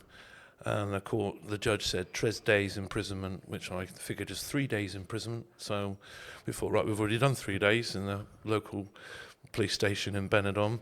And then the next day they said, no, you go and you move in to somewhere else. And I remember sitting with these two guys, and they're saying they're taking us to the well. There was like a story that the Benidorm police, there was a well that British tourists that kick off too much, they take them there and they just drop them down it, which, I was like, bullshit, mate, fuck off, it's not happening. And if it is, we're kicking off straight away. But yeah, they ended up driving us all the way to Foncalente prison just outside Alicante. And then, I was in there for 2 days, and I'm saying to because you don't see any officers there, it's run by inmates. And we were like in an induction wing. They give us a bag in there, toilet paper, toothpaste, condoms. I don't know what the fuck you need that for in a man's jail. But it was in the pack. Yeah, seriously. And then I hope you didn't use them. I think then on the third morning, the guys come in and said to my two mates, you two come. And I jumped off the bed as well, because we were all 19, and he said, no, not you. Yeah, and then Bambino. You know Bambino. On my passport it says I'm 21, and I was 19 at the time. So I can't say, it's not my real age. Yeah, so I then went into a man's prison, at 19, which was quite an eye-opener. Yeah, so I rolled that. That was quite. It wasn't hard, but as I said, I was a bit of a mental guy at the time. I got on well with the Spanish people. The ETA was in there, which is like the equivalent to the IRA. Okay, yeah. And they were allowed out. They get sent out at a different time of day to us. So what they do is continuously all day pass a cup down on a piece of string for you to get them a coffee from the canteen. And at the time it was 50 pesetas for a coffee. Yeah, and they'll put down 100 pesetas. You keep half. So in the beginning, I made myself a bit of money just by doing that. And there was a lot of dominoes being played in the canteen a lot. So I was teaching English to some of the Spanish and the Moroccans. You were in the thick of it. Yeah. And then one day I was queuing up for dinner and they said, Thornhill Libertar. Well, actually, it wasn't Thornhill. It was the fake name was. Philip Andrew Carter it was. Yeah, Philip Andrew Carter. So we've got an alias of Philip Andrew Carter, Jordan Redding. We've had a couple of people that have had to change the names on here. Yeah. So, wow. And then, And they just let you out? They let us out, and then the following day I flew back to England. And handed yourself in there? No. In England? When I first came back to England, I then, actually, no, I didn't. When I came out of there, we then carried on travelling further, We carried on travelling further.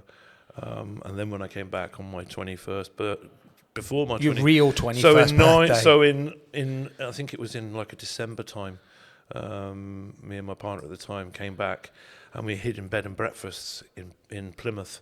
Yeah, my girlfriend's partner at the time had a bit of money. They said if we come back and hand ourselves in, they would help us or help me, And I said I didn't want to hand myself in for till my 21st birthday.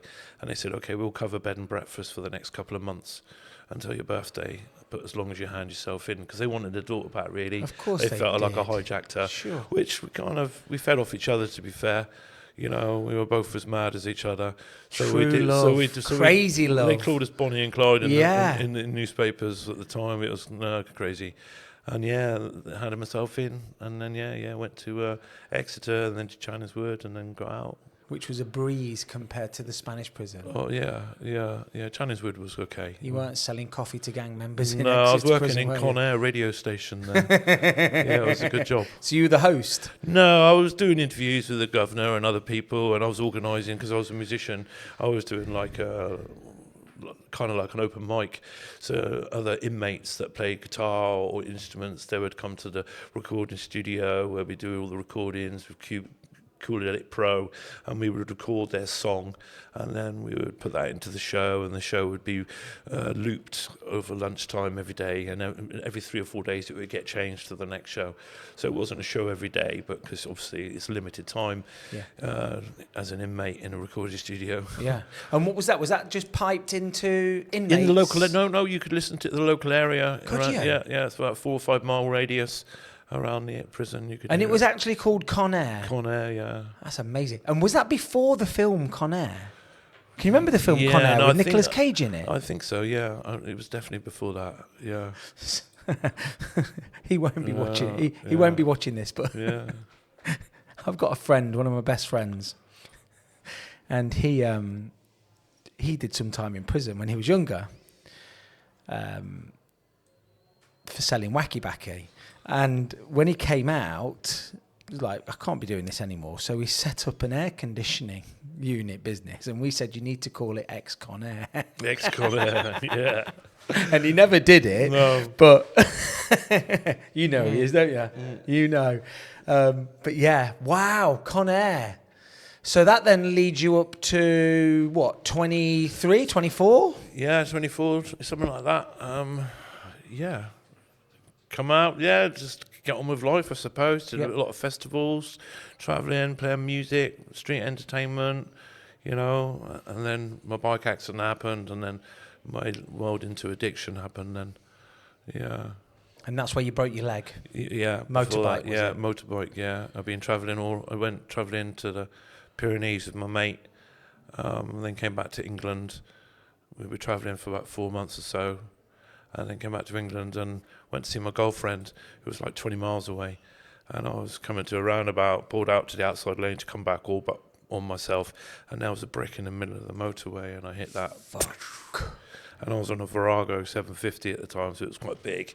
It went up in the air, couldn't manage to stop in time, hit the roundabout, took off by the roundabout sign, went down, broke my leg in 4 places. Oh my God. Yeah.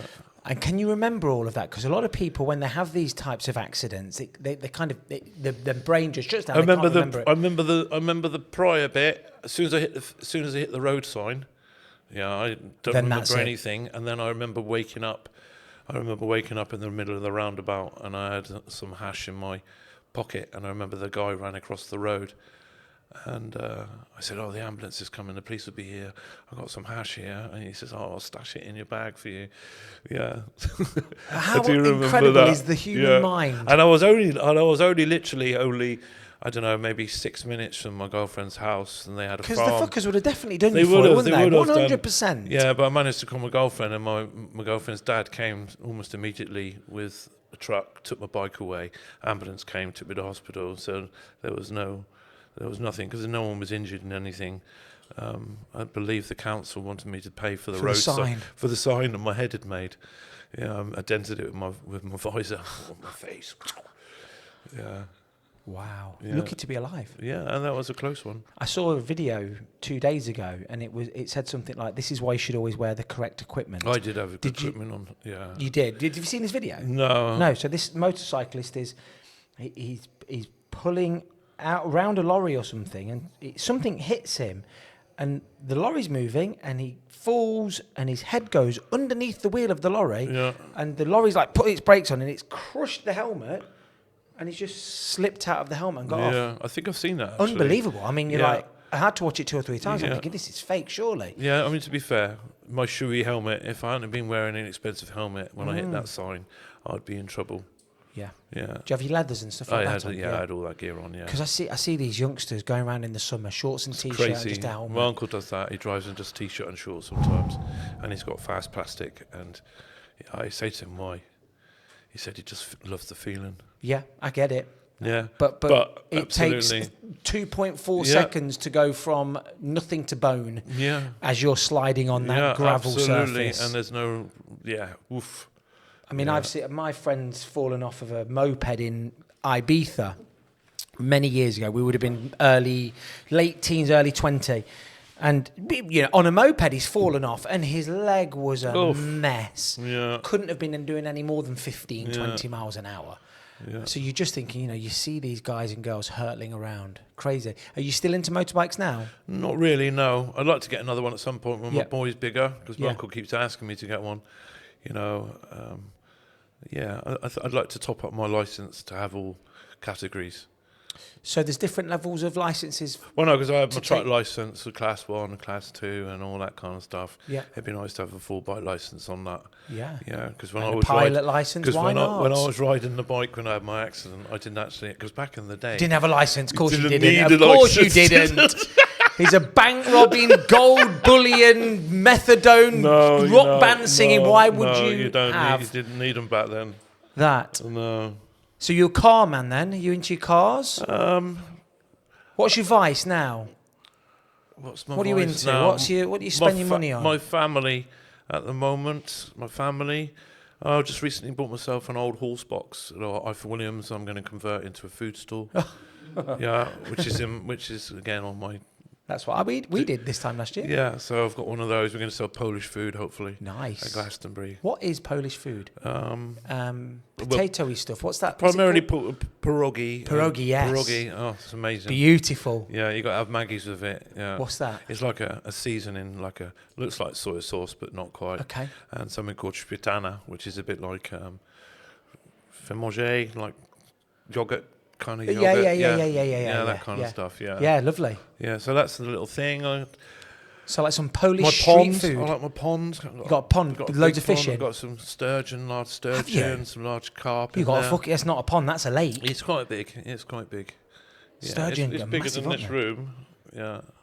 So I got some 3.5 foot, nearly 4 foot sturgeon in there. Some pretty large carp, ghost carp, koi carp. Yeah. Yeah, all kinds. So I do enjoy my pond. Yeah. I don't know, this is probably bullshit, and you'll probably tell me it's bullshit, but I was watching something or read something a while ago, and they said that, those big, massive carp and fish that you see, they're just goldfish, but goldfish just don't grow big because you keep them in a little bottle. It is a goldfish. Is it? And they get that big? Basically, yeah. Wow. Yeah, carp is a goldfish. Or goldfish is a carp, yeah. So it's not just that little goldfish that swims around in the plastic bag that you get from the fair? With no oxygen in it. Yes. Yeah, absolutely. It's terrible. It's terrible. The amount of people I go to, and I go to their homes and they've got no oxygen feed to their tank for their one goldfish. You just think, that's a miserable life. Oh, they're fine. They're not dead yet. I'm like, yeah, no, but its lungs are being crushed. I remember winning my daughter one. We went to Skegness, and it would have been sort of the last weekend before they went back to school, so maybe end of August.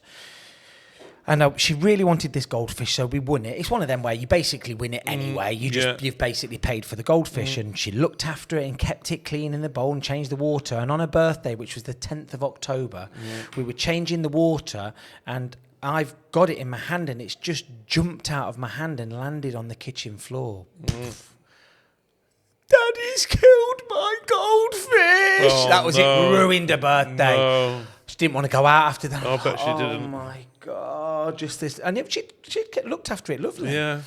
But I think having a pet is important for children to teach them about death. It is definitely. It sounds a little bit macabre, but she realised then that not everything's going to last forever. Yeah, it's the same as my boy when our cat passed away. Every now and again, he reminds us that he misses her. Yes. Yeah. Yep. Yeah. I was heartbroken when our cat died, and I didn't even like it. Yeah. Didn't even like the cat. You know what I mean? Not in a nasty way. I just wasn't bothered about it. Yeah. It was just a cat, and you feed it and let it in, and that was it. And then when it died, I was devastated for about 3 days. Had to dig the grave in the back garden, and cry, and you're just like, what's going on? What am I going to be like when a parent or something die? You're thinking, fuck, this is just a cat. Yeah. No, it's not just a cat though, is it? It's part of the family. It is part of the family, yeah. And it was really weird because the cat was clearly, he was very old, and there was something wrong with it, but nothing fixable. It was just dying of old age. We took it to the vets and he said, look, his kidneys are shutting down. So he's just not eating. And about the day before we eventually took him to the vet again, because we knew he was going to need to be put down, this black stray cat came to the back garden and just sat on the patio and just sat there. And they would look at each other a little bit. And then the next day, we took the cat. My wife took the cat with the eldest daughter, had it put down. Me and Lillian digging the hole for the grave, and she puts the cat in, and we bury the cat. And the instant we've buried the cat, the black cat comes into the house and just lives there in our house. Just come back. Okay. Just a stray cat lived in our house then for the next 5 years. That's crazy. 5 years. Never seen the cat before. It appeared a day before. Crazy. Didn't come in whilst Marmalade, the ginger cat, was still alive. Soon as he died, boom, that was it. Moved in. Smart cat. Yeah. How weird. Yeah, we had to bring my mum and dad's cat back from Spain, so that's quite an adventure for our German Shepherd. Yeah. You got a GSD, yeah? Yeah. Boy or girl? Girl. Oh, I've got an Akita. Sonia, I know, I've seen, yeah. It's beautiful. They're quite similar because the American Akita was mixed with German Shepherd. That's what branched them off, and they've got that dark muzzle. Amazing breed. Yeah. Not amazing when you get a phone call in the middle of Loughborough saying, Nick, where are you? I'm in Loughborough. Oh, right. Kira's running around Shepshed. Your fences at the back must have blown down. And she was running around Shepshed. We had to go back, didn't we, and pick the fence up, and she's come running back, and because she doesn't like dogs. I think she's very scared of a lot of dogs, but she's a beast, and she will kill a dog in the blink of an eye. Yeah. So I'm going back thinking there's just going to be a fucking bloodbath. I'm going to know where she is because there's just going to be a pile of blood, like Hansel and Gretel's breadcrumbs. Absolutely. But no, she came back, and that was all good, and I fixed the fences, and how old is your dog? She's 10, so she's a good girl. She doesn't have a boundary when we have some fence, but my dog can run away anytime she wants, but she doesn't. But we have quite a bit of land around our house. So, but yeah, she's never run off. She's always been quite good. They're very intelligent, and she's left to her own device, basically. Yeah. Free dog. So do you know the story about German Shepherds? Because they're also referred to as Alsatians. They are. Do you know why? Based in America, in Germany, yeah. After World War II, that's it, they didn't want the reference of German. Absolutely. So that was the town or the city that they originated from? Alsatian? Yeah, Alsatian, that's correct, yeah. Incredible, isn't it? Yeah, they're amazing dogs. They are amazing dogs. I had 2 German Shepherds when I was growing up. Okay. One called Della and one called Carla, and both beautiful dogs. So intelligent, so loyal. Absolutely, yeah. And always need to sit in front of everybody to make sure that if there's a predator coming, they're the first ones there. That's exactly the same as my Akita. Always the same. Yep. And they know if you've gone out, even if it's not with your family. So let's say us 3 went out for a walk with my dog. She knows there's 3 of us, and if any of us is not there for a second, she's having a look. She's got to look around. She's got to find. Yeah. Amazing creatures. Like I say, I trust my dog with humans as much as you could ever trust a dog, because I don't think you can ever trust something 100%. No. Whereas there are a lot of dogs out there that you think, fucking hell, they'll have your finger off. I could trust my German Shepherd with uncooked chicken. Yes. A cooked chicken, a live chicken, okay, and the response will be the same, nothing. Wow. Yeah, I mean, I've until you say you can have it. Yeah, absolutely. And I've affinity with birds anyway. So over the years where I've been living, I've rescued quite a lot of the corvid family: crows, rooks, jackdaws, and that kind of thing. And you know, on my TikTok page, I've done quite a few videos in the beginning, very early days of the jackdaws. But my dog, German Shepherd, best friends with the jackdaw. Wow. Yeah, best friends. Yeah, and even when we found a baby partridge that was just lost, my German Shepherd become mum, and she'd roll up and the little bird would sit in between its tail, and she would look after the baby chick until accidentally someone stood on it one day. A human? Yeah. Oh dear. A child stood on it. Oh, it was devastating for everybody, unbelievably. Including the German Shepherd. What's her name? Sonia. Sonia. Yeah, well, I gave it to Isabella for a coming home present. When we moved into our home, we were moving into, our dad had passed away, and she drove all the way to Poland with the kids and that in January, I think it was. So the snow was going hard, having to change the snow chains and that, and doing all that. My wife's pretty strong-minded, so she did all that, and then I thought to help her when she comes back, she walked back in the door. And we'd only just moved into our place where we lived, and I just passed her a German Shepherd. I said, "You need to deal with that. I've had enough of picking up the shit." And that was it. So Sonia was a gift to Isabella, and she's amazing. They are lovely creatures. Ady, remind us of your little business again. What's it called? Thornhill Jewelry. Thornhill Jewelry. That's on Instagram. Yeah, just look for the and tree. TikTok. Facebook, everywhere really, on all of them. Yeah. And what's this new food venture going to be called? Oh, Pip Tush. Pip Tush. Pip Tush. What does that mean? Tush. Oh, I don't know. It's the name of the bird I told you that just got crushed. To be fair. Okay. I think it's a nickname for something or other in Polish that my wife called. I don't know. It's got a nice sound to it, hasn't it? Yeah. Pip Tush. Yeah. Mate, it's been an absolute pleasure. We've done 2 hours. Have we? Yeah. Oh, okay. So thank you so much for coming up. No worries, mate. Amazing. It's been a pleasure. What an amazing story. It's been interesting watching all your podcasts and your pages. Well, I just want to talk to people. As many people. People go, I've not got a story to tell. There's nothing interesting. Yeah, about everyone's me. got a story. Everybody's got a story. Yeah. And I get as much out of it as I hope people get of watching it. But it's just been a fascinating journey. And I made that little video what I spoke about earlier about people being on that sliding scale of being an NPC to a free thinker. And I think until you start going out of your comfort zone and doing things that feel awkward and strange and scary, you're just going to be wearing those tyre tracks down deeper and deeper into that one ridge that you've been driving down forever. Absolutely. And it's been incredible. I mean, I can't, just every person that comes on, it just seems to be like, fucking, what a story, I feel like we're able now to go back in time, because I think this is what it would have been like with the elders and the sitting around the fire and listening to these stories. But now you can do it on a global scale. Yeah, you can. And I don't watch the news. I don't listen to TV. I don't do any of that now. I just listen to podcasts. That's all I do. Yeah. And I don't know who they are. I don't, you know what I mean? They're not a famous person or whatever. It's just two people talking. And there's something very wholesome about that. That is, like I say, it almost harks back to when humans were primitive. And, yeah, absolutely. And yeah. But mate, this is absolutely unbelievable.